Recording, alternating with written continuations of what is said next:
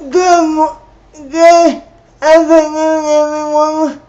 This is Possibilities. I'm your host, Danny Steeves, and Amanda Schwinger is away today, so you just have me today. So,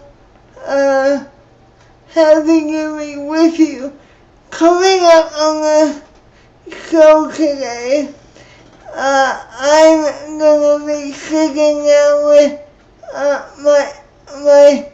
my friend Stephanie Gratton, and she actually works for DSO Developmental Services Ontario, and we're gonna have a little chat on the services she provides, and as well as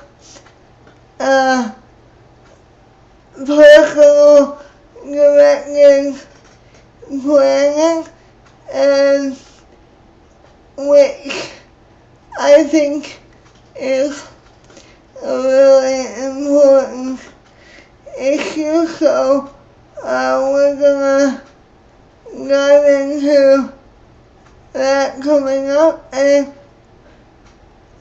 some other things as well. So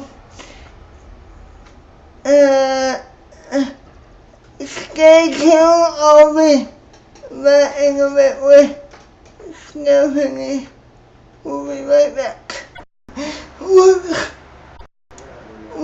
Welcome back to the Possibilities. Sorry about that little blip before. We had some technical difficulties in the studio, but we figured it out, and now we're back. So I would like to welcome back to the show Stephanie Gratton. She was on season 1 of the program, and now we're on season 3, so wow, quite a long time ago. So it's nice to have you back on the program. Thank you, Dan. I'm happy to be back. I can't believe it's been 3 years. Yeah, That's great. Congratulations. What I wanted to talk to you about today is your role as a DSO. So, first of all, what does DSO stand for? So DSO stands for Developmental Services Ontario. And what is your role in that circle? Yeah.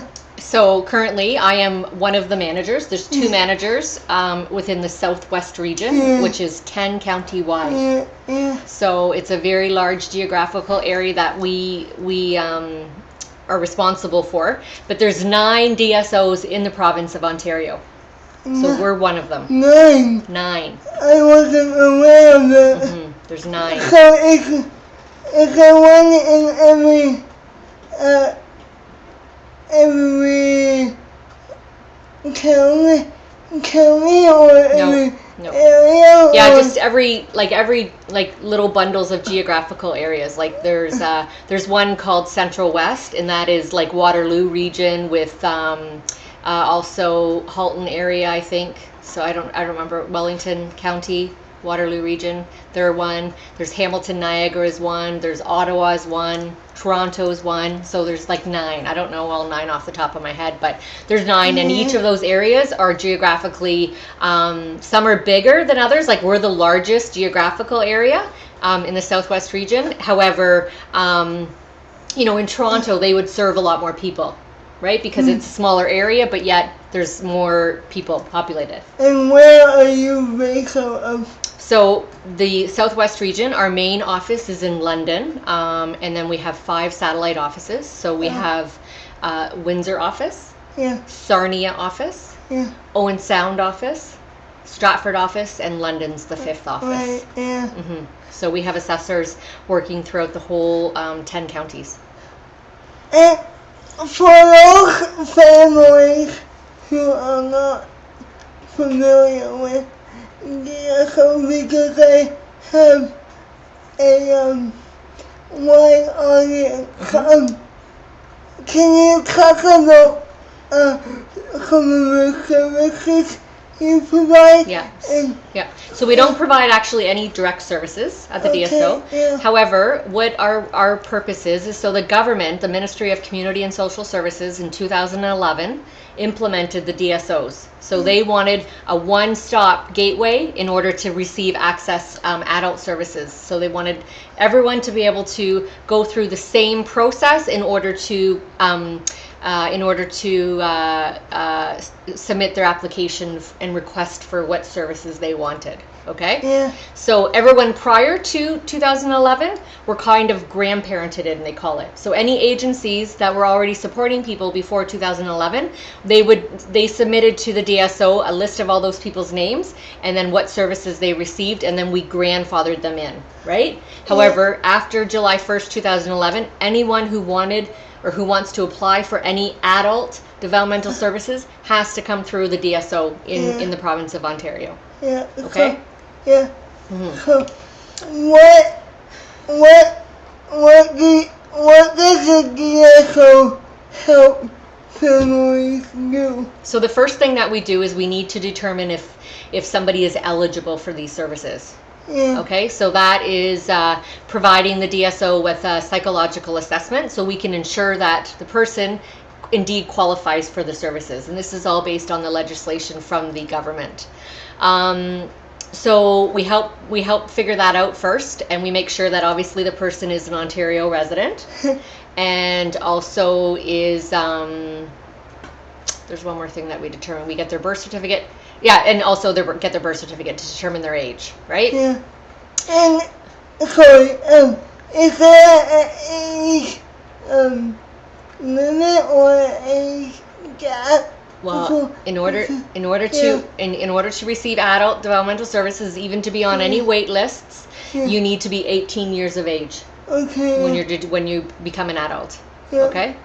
So once we determine that somebody is eligible, then what we do is we assign that person to an assessor, and that assessor will contact yourself or the family or your family and help set up a couple meetings so that the assessor can come and complete the application. The first part of the application is called the ADSS, which stands for the Application for Developmental Supports and Services.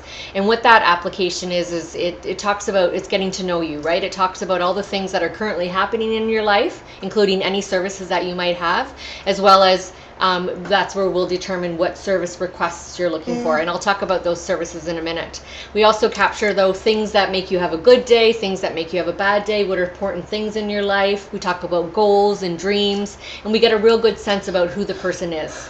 And how many hours does that process take? Okay, for the first one, for the ADSS, it's usually between an hour and a half or I would say 2 to 3 hours, right? Because we do try to involve obviously the person who is will be receiving the services to get their point of view, as well as it's nice to have a couple other people in their life. We need to have a couple other people in their life so that they're able to give a deeper and broader perspective about what things somebody may want or not want in their life. So after the ADSS, so I'll talk about the services that you can request. So the first set of services that you can request is community participation supports, and that's the passport funding. Right? And the passport funding is like the person it's almost like individualized funding. We'll talk about that later. a minute. Okay, so we take that service request, as well as there's some agencies across the Southwest region that still provide some kind of day supports, right? Yeah. So we can also capture that at that point. We then talk about residential funding, what kind of residential supports that you may want or need in the future if you want to live independently. There's group living, there's supported independent living, there's host family home, there's specialized services. So there's a wide range of residential funded opportunities. Then we also talk about respite, caregiver respite. So that is as if, like, obviously with you're living at home with your family, you would qualify for caregiver respite. And what that means is that there'll be some more supports put in place so that your mom and dad can have some time and a break so they can rest, as well as it's also about you having some time and being able to get some space from mom and dad, right? It works both ways. And then from there, then we also have person-directed planning, and that's where people can use either an agency to help with that planning, or there's those independent facilitation agencies like Facile who can help you do some planning and help figure out what and how you want to spend your passport funding and direct your services. So you mentioned Facile, can you talk about what they do on it? Yep. So Facile is an agency, an organization, and they actually just gained their non-charitable status, which is great news. Yeah. So they work with families and they work with individuals and really get to the root of what somebody wants in their life, and they help them figure out some community resources and options rather than always just going to services, right? It's about building people around people that care about someone around the person rather than always paid supports. Really? It's more about developing natural relationships. And that is so important. Absolutely, it's important, right? Because people need more than paid supports in their life. For sure. So you mentioned personal directing planning. Can you tell me what that is? Please? Yeah, so outside of what Facile is? Yeah. Okay, so also person-directed planning could be, some agencies offer that. Yeah. So what they would do is they would have a planner, like Community Living St. Mary's as an example offers planning, and they would have a planner to help work and help figure out what are the things that you want to do, what are some things in the next 3 to 5 years, 2 to 5 years, 1 to 5 years, and help you come up with a plan and help you implement that plan, right? Yeah. But from an agency, Yeah. right? Whereas with Facile, it's they're autonomous. They're working directly with the family and the person, and not for an agency. Right. Yeah. So some people will use their passport funding. That you can use up to $2,500 of passport funding to purchase facilitation and planning through Facile, as an example. For those of people who are not familiar with passport, can you give a brief Overview? description of what that is? Yep. So passport funding is almost like individualized funding. It is money that would be allocated once you're on the wait list and once the government announces funding. The passport funding will map through all the information that we've collected through the ADSS and the CIS, and they will map a certain allocation amount to you, and that money will come to you every fiscal year. Not directly, but it will come to, you'll get a letter in the mail and it'll say this is how much support you have or how much money you have to spend, and then at that point you can start to submit expenses and invoices. Yeah. And then you can hire your own worker if you want, or you could go to an agency and you could say, okay, I want to purchase 3 hours of support a week from this agency, but the other agency or the other money I'm going to purchase private supports. But I have to warn my audience because there are some things you can't do with your passport money, because I have it and I'm speaking from experience here. And they will deny you some things that you had to go through your passport, which is a bit ridiculous, but we won't get. Yes, that's right. We won't get into that. So there is rules and there's regulations and guidelines, and all of that information can be found online through the ministry.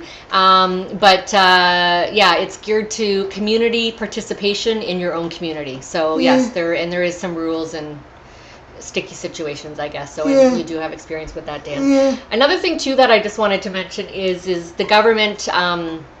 Prior to the election, they announced and passed that every single person who becomes eligible for adult developmental services in the province of Ontario will automatically get $5,000 of passport funding. Really? Yes.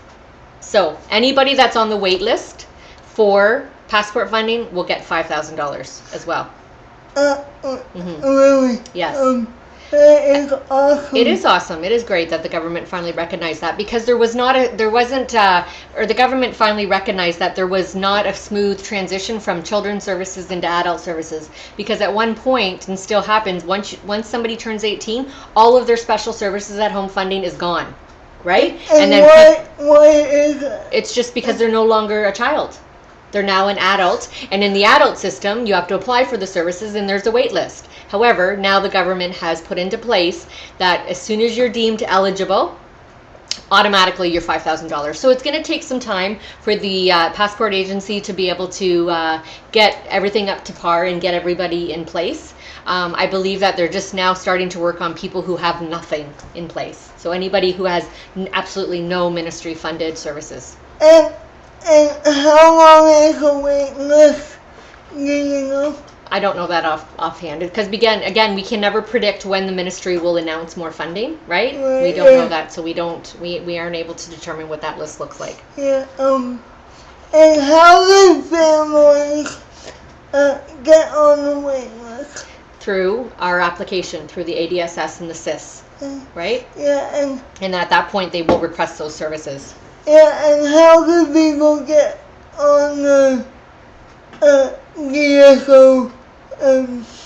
How do people access the DSO? Yeah. So you can Google DSO and figure out what region you are in and call the 1-800 number. And at that point, an intake coordinator in our region, Southwest region, which will be Allison or Tanya, will start the process of intake and make sure that there's a psychological assessment in place. And if there isn't, we will refer you to RSA to do a complimentary psychological assessment to determine your eligibility. And then once you're eligible, then we'll pass you off to an assessor.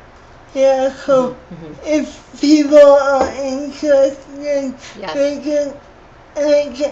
can just Google it. Yeah, Google it to figure out what region you're in, and then call the 1-800 number, and from there you'll. And that connects you all across Ontario. No, the 1-800 number will be just specifically for the Southwest region, if that's the area you're from. However, if let's say you figure out, okay, well I'm in the Toronto region, then you would click on the Toronto region DSO and get their number. Okay. Does that make sense? Yeah. So I just wanted to say too, then the second part of the application is called the SIS, the Supports Intensity Scale, and that's an assessment tool that is used to rate what kind of supports would somebody need in order to have a life just like everybody else in the community. Okay, so how about we use you as an example? Yeah. Is that all right? Go ahead. Okay, so Dan, you're what? How old are you now? 21? 23.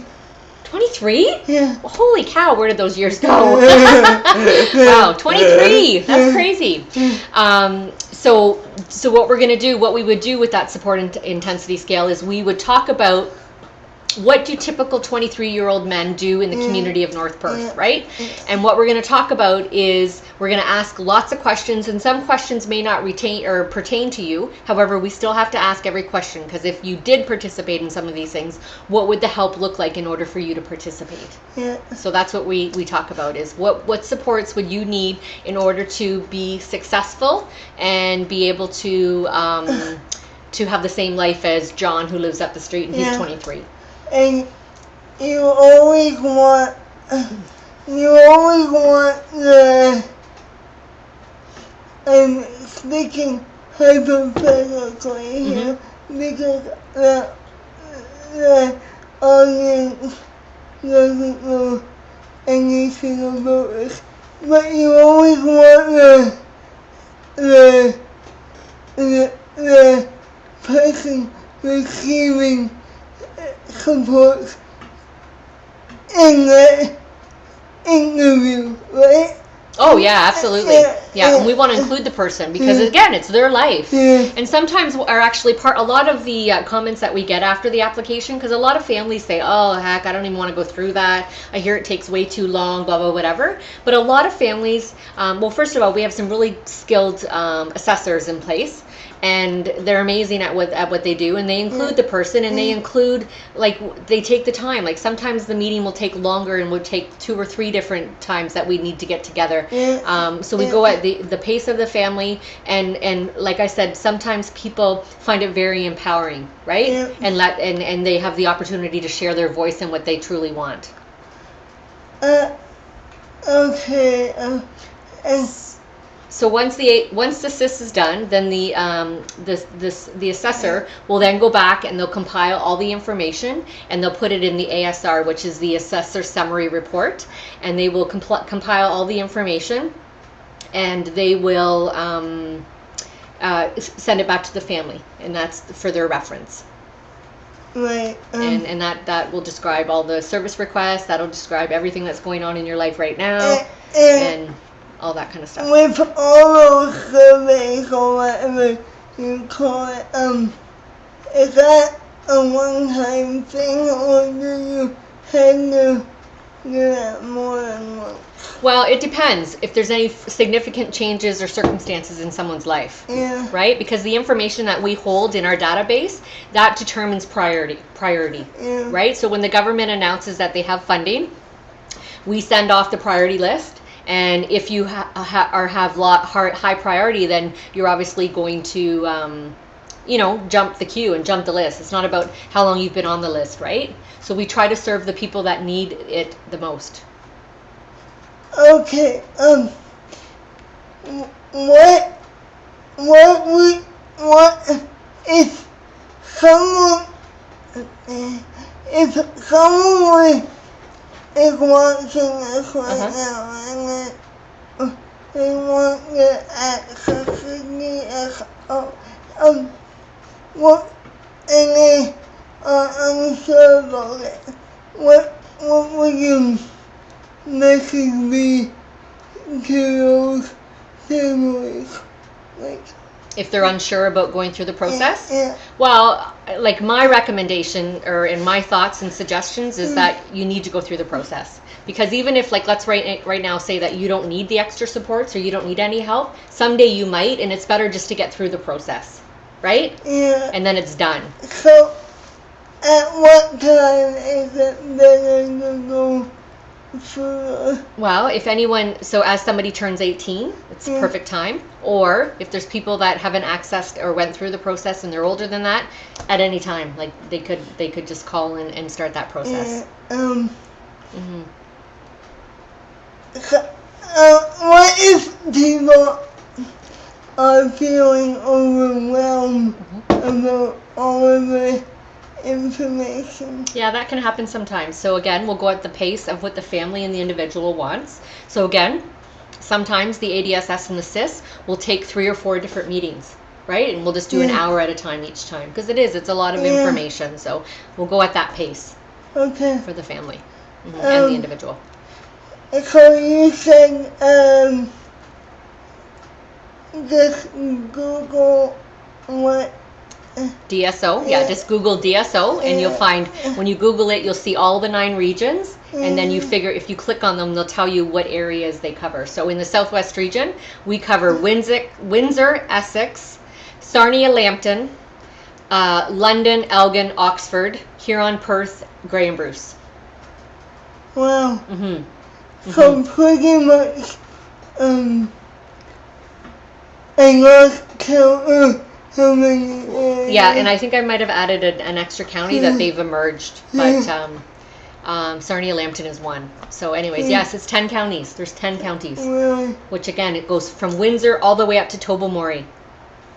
Yeah. Like a very, very large geographical area. And And if you can, if my audience miss any of this information, you can always email the show email, and I'm happy to give that information out to you. So, thank you for coming on the show today. It's been great having you. Thank you. Again. Let's not make it another 3 years though, okay? And I'm sure we'll have you back on the talk about another thing, because you're just a wealth of information. Thanks, Dan. So, thank you, my audience, for joining me today. And, as I said, Amanda Schwinger is off today, but she will be back soon. And if you want to get in touch with us, you can email possibilityshow@gmail.com, and we'll be happy to have a conversation or send you information out as well, or even have your story on the show. So, thank you for joining us again. I'm Danny Steeves, and until next time, keep the dick out of disability. Bye for now.